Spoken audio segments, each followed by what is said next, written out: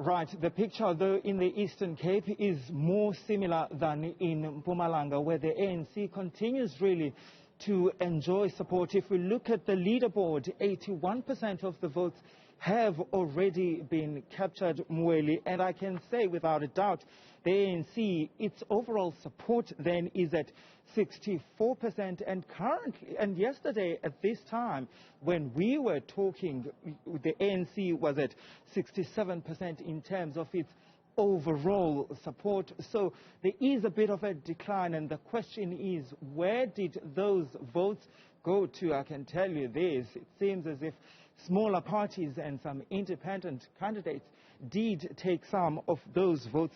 Let's look at some of the rural provinces and see how the smaller parties have actually fared.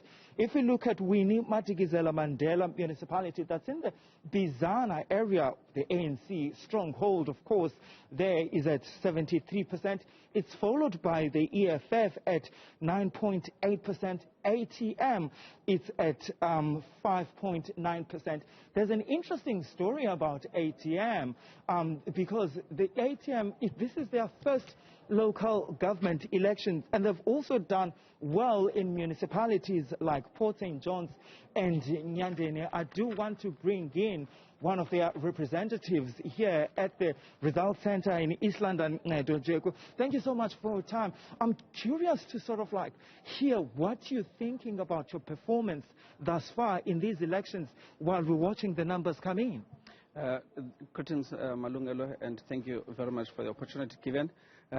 Actually, our progress thus far is very impressive. We are quite excited and happy about what we've received so far. Even if you look on the scoreboards there on national reflections, we have moved from falling in a group of others. We're now at 0.65%, which is an impressive outcome so far. If you trim down to the province, I mean, we've got around 7 seats that have been already allocated in different municipalities, and we are still waiting for more, as we just captured 80%. So we're very happy with what. What is it that you did which seemingly worked for you?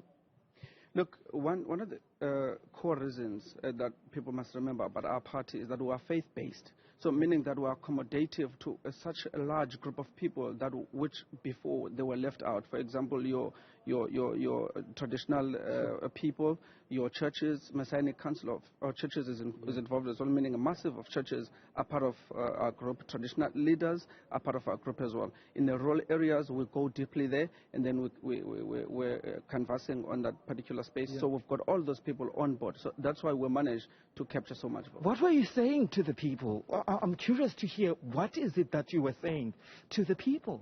Part of our manifesto, Malungelo, is to ensure that the local development in economy is actually escalated, because at the present moment you find that local inclusive is only focusing on the urban areas. Yeah. But when you go to rural areas and township, that's where the gap is. Sure. So we focus mainly on that and promised, in fact, confirmed to the localities there that we are going to make sure that they are sorted out, and we support them and we groom them in terms of running their own businesses that side. Quickly, do you think you will be a main opposition in some of the municipalities that you're seemingly doing well in? Most definitely, yeah. Most definitely we will.